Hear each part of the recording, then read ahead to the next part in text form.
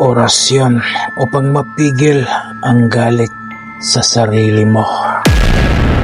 O Panginoong Diyos na mahabagin, bawiin mo po ang apoy ng galit sa aking puso. Palitan mo ito ng kapatawaran, kapayapaan at pagtanggap.